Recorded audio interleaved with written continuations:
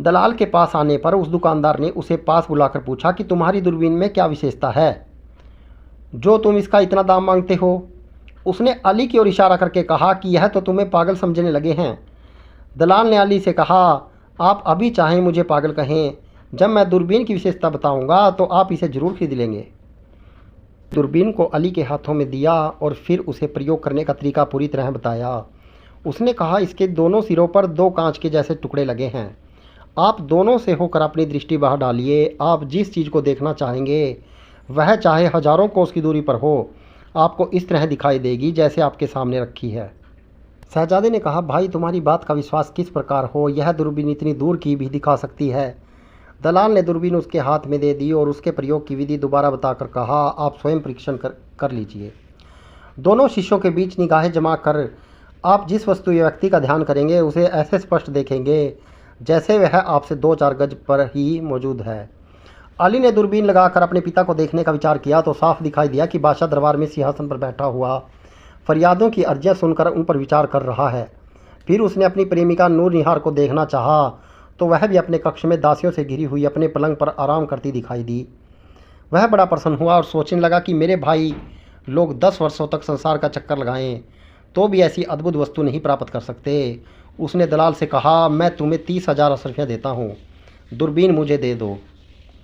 दलाल को इतनी आसानी से पूरा दाम देने वाला मिला तो उसने और मुंह फैलाया और कहा कि आप तो मैं 40,000 अशरफियों से कम नहीं लूँगा।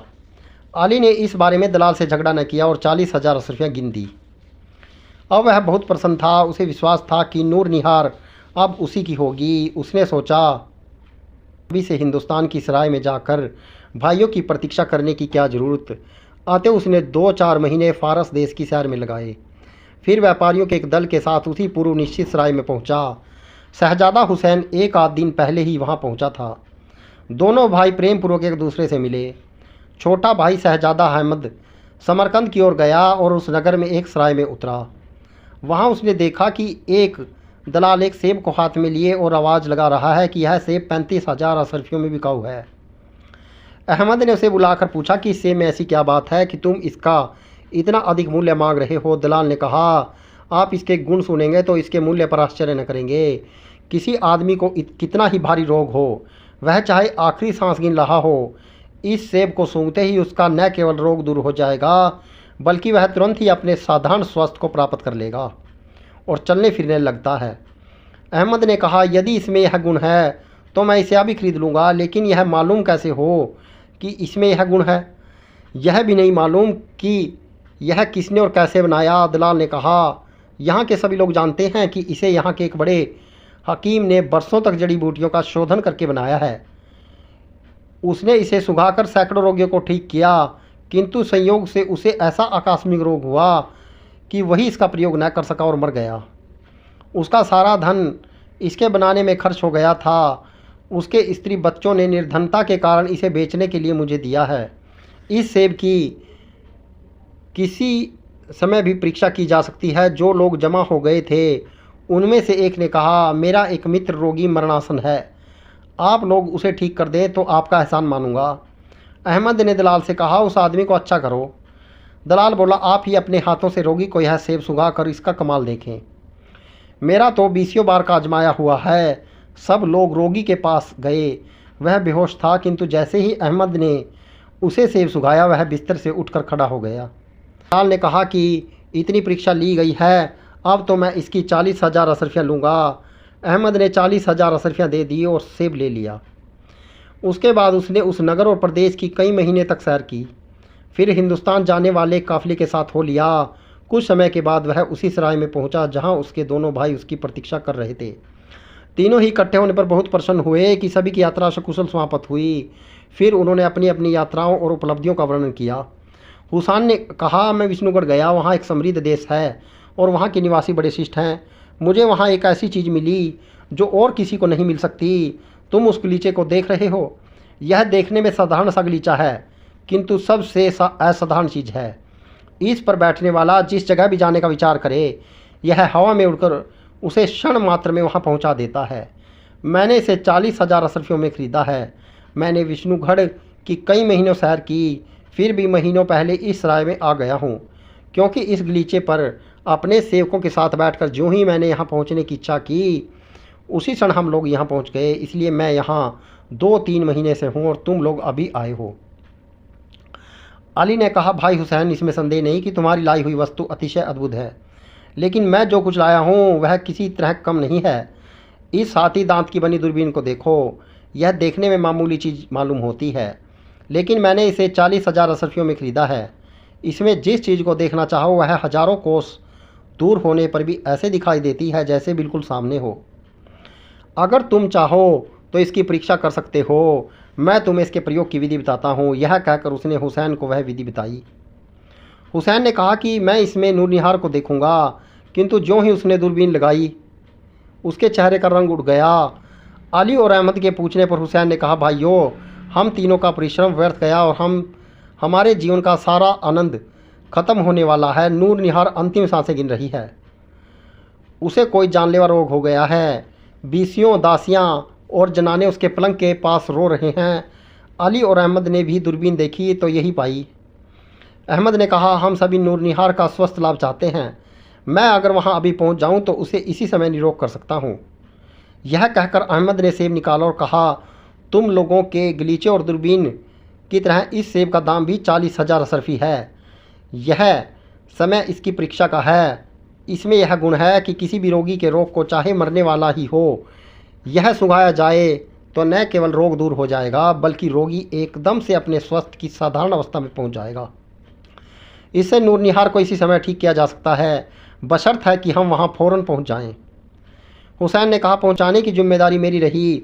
तुम लोग मेरे साथ इस गलीचे पर बैठो जाओ, फिर इसका खेल देखो। यह कहने के बाद हुसैन ने गलीचा बिछा दिया और तीनों भाई उस पर बैठ गए। इसके पहले उन्होंने सेवकों से कहा कि तुम लोग सराय का हिसाब चुकता करके सामान लेकर साधारण मार्ग से राजधानी को आना। गलीचे पर बैठकर तीनों ने नूरनिहार के कक्ष में पहुंचने की इच्छा की और दम मारते ही वहां पहुंच गए। वहां उपस्थित लोग उनके अचानक आगमन से भयभीत हुए, किंतु उन्हें पहचान कर उनके सकुशल लौटने पर संतोष अनुभव करने लगे। अहमद ने आगे बढ़कर औषधियों वाला सेब नूरनिहार को सुंघाया। सांस अंदर जाते ही नूरनिहार ने आंखें खोल दी और इधर उधर देखने लगी। फिर वह पलंग पर बैठ गई और बोली, मुझे गहरी नींद आ गई थी। दासियों ने कहा, नहीं, आप तो रोग के कारण मरनासन थी। तुम्हारे यह तीनों चचेरे भाई अभी अभी आए और शहजादा अहमद ने एक सेब सुंघाकर आपको अच्छा किया है। दासियों ने यह सुनकर नूरनिहार से उनके आने पर प्रसन्नता और अहमद के प्रति कृतज्ञता प्रकट की। शहजादे भी उसे स्वस्थ देखकर प्रसन्न हुए। फिर वे तीनों नूरनिहार से विदा लेकर अपने पिता के पास पहुँचे। बादशाह को सेवकों ने पहले ही बता दिया था कि तीनों शहजादों ने एकदम से नूरनिहार के कक्ष में आकर उसे एक क्षण में निरोग कर दिया है। बादशाह ने उनके पहुंचने पर उन्हें गले लगाया। तीनों ने अपनी अपनी लाई हुई चीज़ें दिखाई और नूरनिहार के पास पहुंचकर उसे निरोग करने का पूरा हाल कहा। फिर उन्होंने कहा, अब आप जिससे चाहें नूरनिहार को ब्याह दें। बादशाह सारा हाल सुनकर चिंता में पड़ गया। वह सोचने लगा कि अहमद ने नूरनिहार को अच्छा किया है, किंतु यदि मैं उसके साथ नूरनिहार की शादी करूंगा तो दोनों बड़े बेटों के प्रति अन्याय होगा, क्योंकि यह स्पष्ट है कि अगर अली की दूरबीन न होती तो अहमद नूरनिहार की बीमारी को देख ही नहीं पाता, और अगर हुसैन का गलीचा न होता तो वह लोग इतनी जल्दी आ किस तरह पाते। नूरनिहार के स्वस्थ लाभ में तीनों की लाई हुई वस्तुओं का एक असाधारण योगदान है। किस तरह शादी का फैसला किया जाए। उसने कहा, बेटो, तुम्हारी लाई हुई वस्तुएं एक से बढ़कर एक अद्भुत हैं और उनके आधार पर कोई निर्णय नहीं हो सकता।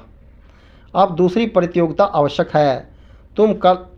कल तुम लोग सुबह अपने घोड़ों पर तीर कमान लेकर फला मैदान में पहुंचो। मैं और अन्य राज्य अधिकारी भी वहां होंगे। तुम तीनों के तीर फेंकने की प्रतियोगिता होगी। तीनों में जिसका तीर सबसे आगे जाएगा उसी से नूरनिहार का विवाह होगा। तीनों ने सिर झुकाकर आदेश को स्वीकार किया। बादशाह ने गलीचे, दूरबीन और सेब का भंडार गृह में भेजा और दूसरी सुबह सामंतों और सभासदों के साथ मैदान में पहुंचा। तीनों शहजादे भी आ गए और तीरंदाजी शुरू हुई। सबसे पहले बड़े शहजादे हुसैन ने तीर फेंका। वह काफ़ी दूर पर जा गिरा। इसके बाद अली ने तीर फेंका जो हुसैन के तीर से कुछ आगे गया। फिर अहमद ने तीर चलाया जो उड़ता ही गया और आंखों से ओझल हो गया। बादशाह के सेवक काफ़ी दूर तक गए किंतु तीर न मिला। बादशाह ने अली को यह कहकर विजेता घोषित कर दिया कि अहमद के तीर का जब पता ही नहीं चला तो कैसे कहा जाए कि वह आगे गया या पीछे। संभव है तीर कमान से छूटा ही न हो। इस निर्णय से हुसैन को बहुत दुख हुआ। वह नूर निहार को अपने भाइयों से अधिक प्यार करता था और उसका दिल टूट गया। उसे सारे समाज से वितृष्णा हो गई। वह अली के विवाह में सम्मिलित न हुआ, बल्कि फ़कीरों जैसे कपड़े पहनकर घर से निकल गया। अहमद भी दुख और ईर्ष्या के कारण अली और नूर निहार के विवाह में शामिल न हुआ, लेकिन उसने संसार का त्याग नहीं किया। वह रोज़ मैदान में जाकर उस दिशा में दूर जाकर अपना तीर ढूंढा करता। एक दिन वह अकेला ही अपने तीर को ढूंढने चला। उसने सोचा कि आज तो मैं उस तीर को पाकर ही लौटूंगा। वह सीधा चलता चला गया, दाएं बाएं कहीं न देखा। कई पर्वत और घाटियां पार करके उसने देखा कि उसका तीर एक टीले पर पड़ा है। वह बड़े आश्चर्य में पड़ा कि तीर इतनी दूर किस तरह आ गया। पास आया तो यह देखकर और हैरान हुआ कि तीर एक चट्टान से चिपका है। वह सोचने लगा कि इसमें कोई भेद अवश्य है। तीर को पत्थर से छुड़ाकर उसने हाथ में लिया और आगे बढ़ा ताकि तीर के यहाँ पहुँचने के रहस्य को जान सके। आगे बढ़ने पर उसे गुफा मिली। वह उसके अंदर चला गया। अंदर कुछ दूर पर एक लोहे का एक दरवाज़ा दिखाई दिया। उसके पास जाते ही द्वार खुल गया। अंदर उसे एक ढलवा मार्ग मिला। वह तीर लिए आगे बढ़ता गया। उसने सोचा कि यहाँ अंधेरा होगा, किंतु वहाँ खूब उजाला था। दरवाजे से 50-60 गज की दूरी पर एक विशाल भवन दिखाई दिया।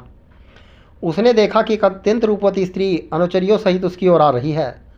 उसने सोचा कि आगे बढ़कर उस सुंदरी को सलाम करे, किंतु उसने इससे पहले ही अति मृदु स्वर में कहा, शहजादा अहमद, इस दासी के घर में तुम्हारा स्वागत है। तुम्हें मार्ग में कोई कष्ट तो नहीं हुआ?